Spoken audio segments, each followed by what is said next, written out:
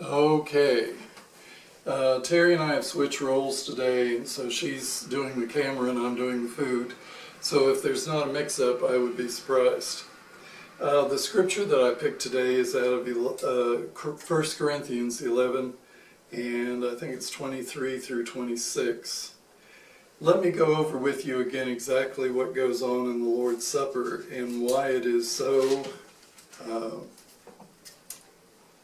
important. Sticky pages there. Centrally important, I received my instructions from the Master himself and passed them on to you. The Master Jesus, on the night of the betrayal, took bread. Having given thanks, he broke it and said, "This is my body broken for you. Do this to remember me." After supper, he did the same thing with the cup. "This cup is my blood, my new covenant with you. Each time you drink this cup, remember me." And the point of that, I think, is communion means the sharing of intimate and personal things. And because Jesus is living within us, when we become Christians, His Spirit dwells within us. We are the new temple according to the Old and New Testament. So His presence is within us. And communion is not something, I think, that is reserved just for church, but it should be every day of our lives.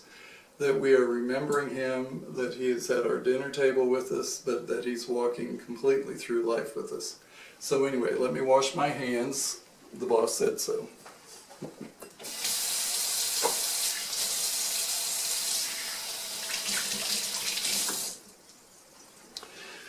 Okay, what we did here, we took... the burner's been very hot, so you just watch that. The burner is on. She wants me to know that, and it's very distracting, but you keep it up. How much bacon was this? About 8 ounces. 8 ounces of bacon. Bacon that was chopped. So we chopped it up, and in the pot here, you'll see that it looks a little burned, but by the time we get done, that's all good stuff in there, and it's all going to come into the beef bourguignon. And it was 1 tablespoon of oil. You may need to pull your pot off because your pot is smoking, so I just don't want, as you go to do your beef. That's why you have a sous chef and a regular chef. She's the regular chef, I'm the sous chef.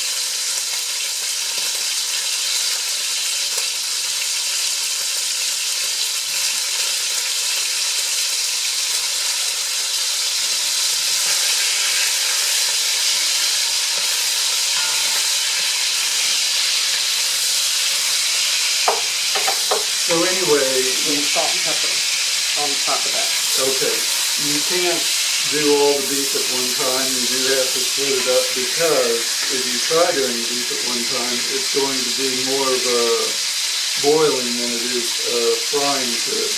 And what you're wanting to do is actually fry all the sides, get it as brown as possible, because that's actually adding flavor to it. Julia Child was the one who brought all this, for the most part, to America, and I did not know about it at that point. How much?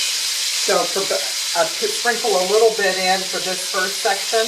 Okay. And then a little bit of the kosher sauce. And the beef is 2.5 pounds of chucked roast or stew meat. If you use stew meat, you just got to be careful of the fat and any gristle. And then you pat that dry prior to searing it. Oh, yes, if you don't, well, I'll tell the horror story with that. I had a men's retreat one time where I cooked this, and I was in a hurry, and so I threw all the meat in. Well, that's why it's not a good idea. You've got to do it little by little. Otherwise, it'll make the meat a little bit chewy. If this is cooked properly, once you eat it, the meat just melts in your mouth. So, let me see here. I'm going to. So what I was saying with that, the meat does have to be dry to go in, because if you don't pat it with a towel or something, it's not going to work out well. And you just pull this out, and And if you want, you can actually make this a little, you could cook it a little bit more if you wanted to, but we're trying to make this as easy as possible. There we go, last piece. So I'm going to take, and if I can, I'll put the remainder in here, but I don't know if I can get it all in. Okay, that looks good. I think that's about all that I can get in there. So we're going to cook this off and get it browned on all sides. And that browning in the dark that's in the bottom of the pan, while it looks like it's burnt, you don't worry about that because that's going to add to the flavor throughout the meal. Anyway, A little more salt and pepper. oh, yes, please.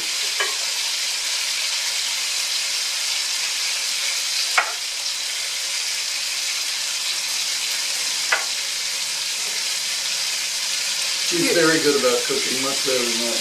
You are doing a fine job. You just need a little guidance from your wife. Always guidance from the wife. The boss. No, you're doing fantastic. This truly is Ron's dish. He is the one that, you know, has always made it. I'm behind the scenes cutting and chopping everything. And so he does a fantastic job, and it's delicious. Very good. Anyway, Julia Child, which I did not know her when she was famous. Well, I didn't know her when she was dead either, so I didn't know about her is what I should say.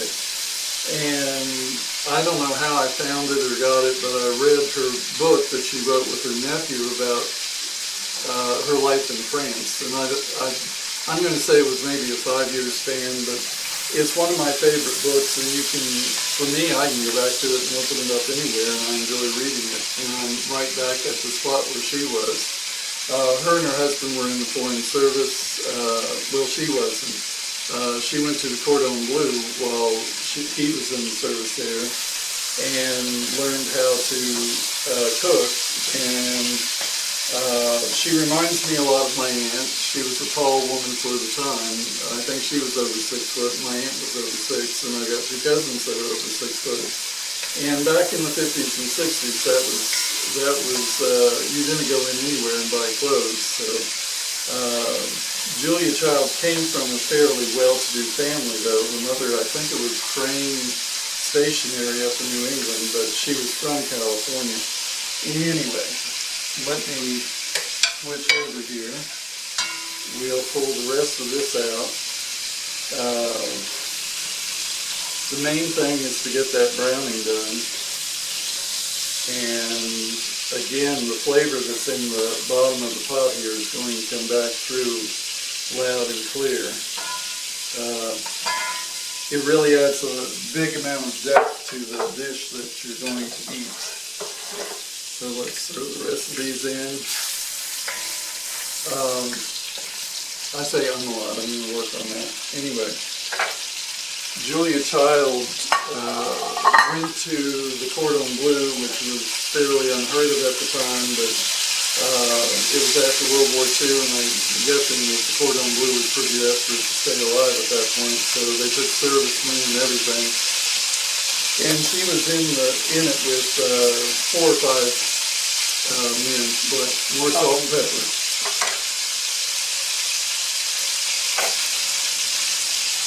We could use cue cards, but this is so much easier.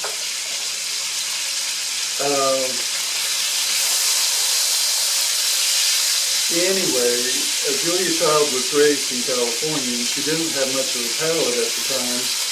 They had very simple meals, and her husband Paul was a lot more knowledgeable about food and really introduced her to a whole new way of life. And one of the dishes that they had was filet of sole. When the first time she went into Paris, I think they had docked, I can't remember where, but they docked somewhere, and he took her to a famous restaurant, and that's where she had the sole. And after eating that, she said she just fell in love with French cooking, period. But it also opened her up to new experiences to to where she wanted to learn how to do that. They had a very active social life, and they knew just about everybody, Hemingways and everybody that was popular at the time. So they had a very interesting life over there. They would make picnics and go out to the country with a set of friends or something.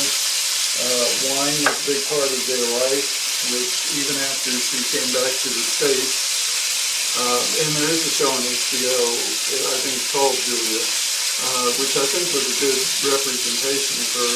The movie was horrible, Julie and Julia. It was more about the girl that did all of the recipes, and I thought Meryl Streep did a very poor job with the role of her.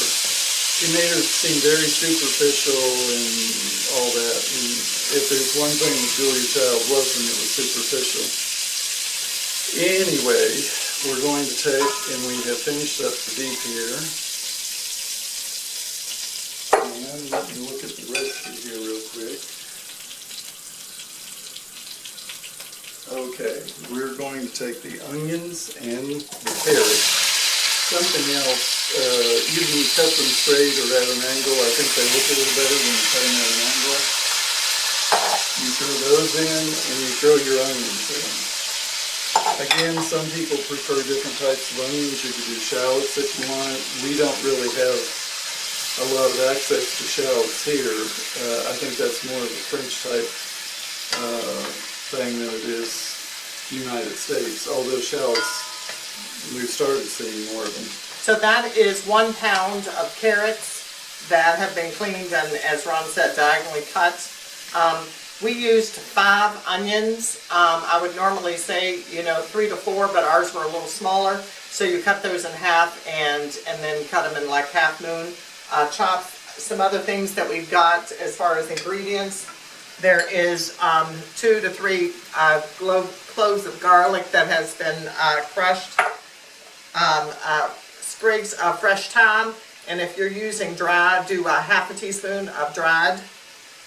And he's going to be adding 1 tablespoon of tomato paste and cognac, and then 2 cups of beef broth and a bottle of some good red wine. So good to go, Ron. Just wanted to share those ingredients. Sounds good. I'm checking on the beef broth. Do I do the beef broth before or after? It'll say in the recipe. Okay, you look that up because you're I the will sous chef. do, yes. So you're tossing the carrots and the onions, and to get into that fat, you cook those for about 10 to 15 minutes. It's because you want your onions to get lightly brown. And then we'll add the garlic and cook 1 minute. So we're going to cut for a little bit because we won't make you watch that and listen to me dribble on. And we'll come back once we're ready to add the other. Okay, we're back. This has been cooking for about 15 minutes. And it's a little bit hard with the camera that we have. We will work on that, but I wanted to actually pull it up here so you can see. And the bottom of the pan there is starting to loosen up, and the really good flavors there. So that's what you're looking for. Now we'll add the, well, it's not going to be easy, is it? We're going to add the Garlic. And what you do is just take about a minute to stir that in. Now, something about garlic, and unfortunately I've done this, if you leave it sitting to where it actually starts burning, then your food begins to taste like rubber, which is not what you're looking for. Again, I won't lift it up again, but the bottom of the pan is getting cleaned up by these vegetables, and that's what you're looking for. We are going to add cognac, and this probably is the biggest determination of what this turns out to be. And I will stir this in just a little bit. No, I thought you have to light it before you stir it. Oh, okay. We'll do it Terry's way. She's the boss. So recommend that you stand back when you light that. This is flambe. What you do is you're cooking off the alcohol that's in the cognac. So anyone that's worried about getting drunk off of this, it's not going to happen. This just goes through the flavor of this, and it gives it a whole different flavor, and that's one of the big ingredients to doing the beef bourguignon. Actually, I just saw a beef stew on the test kitchen, and I really like the direction the test kitchen went into the last couple of years, because they tell you the science behind cooking as well a lot of times, but they have a really great beef stew. It doesn't, I don't think it had any cognac in it, but it still looked good. We'll try it at some point. Anyway, I think we're about done with the... No, you got to add the meat Oh, first. meat. Oh, okay. It's a good thing we have somebody here who knows how to cook. Okay, we're adding all the meat back in, including the bacon. Set that over there.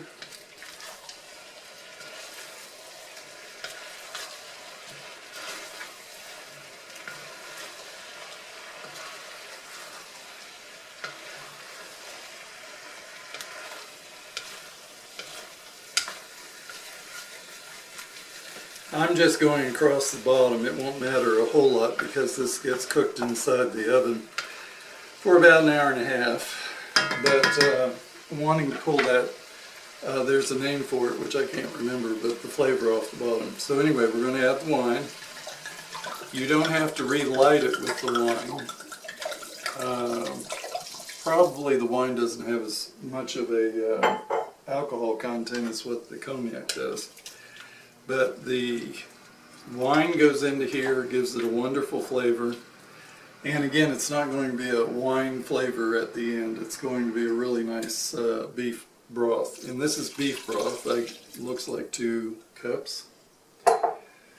We're going to add that in. And little by little, this is starting to take form. Now, what was this, 2 tablespoons? That was 1 tablespoon, and you can use the little spatula back there if that would help. That's in the white. Oh, there okay. you go. I could have done it with the wooden one, but whatever. Guys, you know, we just go after it. We just stick it in there and we're done. So,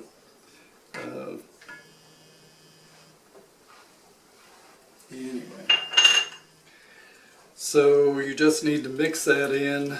The paste does need to go through it a little bit. It takes just a little bit to get that mixed in here. I'm seeing remnants of it still floating. But before we put this into the oven, you want to make sure everything is well combined at that point. And the last thing that we're going to put in for right now is the thyme. And we actually raised this out back, which I'm a little bit surprised at that we were able to do that. We're able to do lavender and some other herbs. But again, when you use fresh, you don't use as much. If it's dry, you kind of double the amount. So that was maybe about a tablespoon of thyme. Okay. So this is put together. We're going to put the lid on it. Do you want to simmer it a little bit before you put it in the oven? Well, is that what the directions said? Bring it to a simmer, and then once that comes to that simmer, then it goes in the oven at a 250 degree oven for that hour, 15, 30 minutes, hour and 15 minutes or 30 minutes before the next step. So what we will do is we will cut here, but we'll come back when we bring it back out and we'll show you how to finish it off. Okay, we're back. The stew has came out of the oven. Let me grab a mitt here real quick. It's hard with the camera. I just want to show you that it's still very wet type of stew here, and we're going to thicken that up. And the way that we do that is you take some melted butter with some flour. It looks like 2 tablespoons of butter in there. And how much flour was it? So that's 4 tablespoons of butter and 3 tablespoons of flour. The butter has been at room temperature. Terry's much better at this than I am. You're doing fine, Ron. Doing fine. Everybody cooks differently. Yeah, some better than others.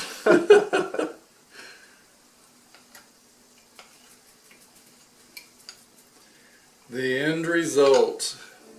Well, another thing, we've seen a show on, I don't know, there's not much good on TV, but it's a show, it might be HBO, but Julia Child's house that she built as a vacation in the country over in France, she gave it back to her friend, and somewhere along the line it came up for sale a couple of years ago, and this young couple bought it. And at first I thought, well, you know, maybe this is a gimmicky type of thing, and but it turns out that they are both trained chefs. I think both of the women learned at the Cordon Bleu, but they both tell people that it's not about being strict to recipes by any means. It's about finding what works for you, and they'll take people out into the herb garden, or they'll go to a market. Markets overseas are pretty fabulous. We saw a few in Spain a couple of years ago. And they will tell the people to pick out, you know, like 3 vegetables that appeal to them, and the people will go do that, and then they come back. And they use basic cooking techniques, like making this roux here. I would call this a roux, wouldn't you, Terry? Yeah. It just starts to thicken it up quite a bit. And we're going to bring it to a boil. Even though it's hot and it's been in the oven, we're going to bring it back up to a boil, because that will help solidify all that. And now you're starting to get much more of a nice beefy gravy to it, which does make a difference. And the cognac is, again, a major part of all of that. Now to this, Terry has also done mushrooms that have been sauteed. And the reason that you would saute these instead of just throwing them in is it will give it a different taste by cooking it. And I'm not a big mushroom fan, but I don't mind it at all in here. There's a few things growing up that I just never got into, and mushrooms were one of them, but that's just me. But give me a black olive, I'm going to eat the whole can. So maybe in my Irish background there was a little Italian that snuck in, who knows. Anyway, it's starting to thicken up. What I'm looking to get here is a boil on it, and we will show you how we serve it here in just a moment.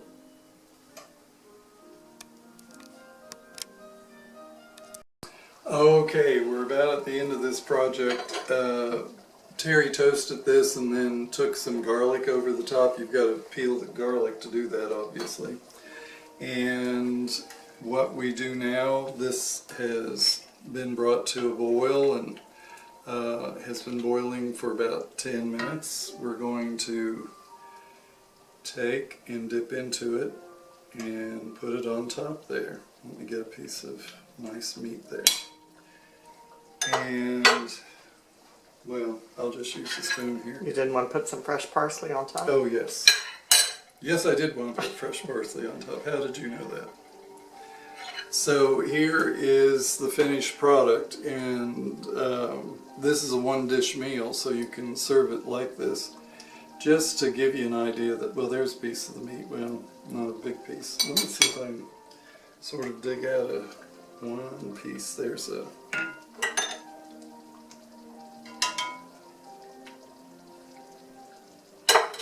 Just wanted to show you how tender this becomes. Now, that gives you a little bit of an idea. And then if you can grab the bread with it. There's a knife there for you too. There's a what? Knife if you wanted to cut the bread. Oh, well, we'll make this short and sweet. Let me taste it.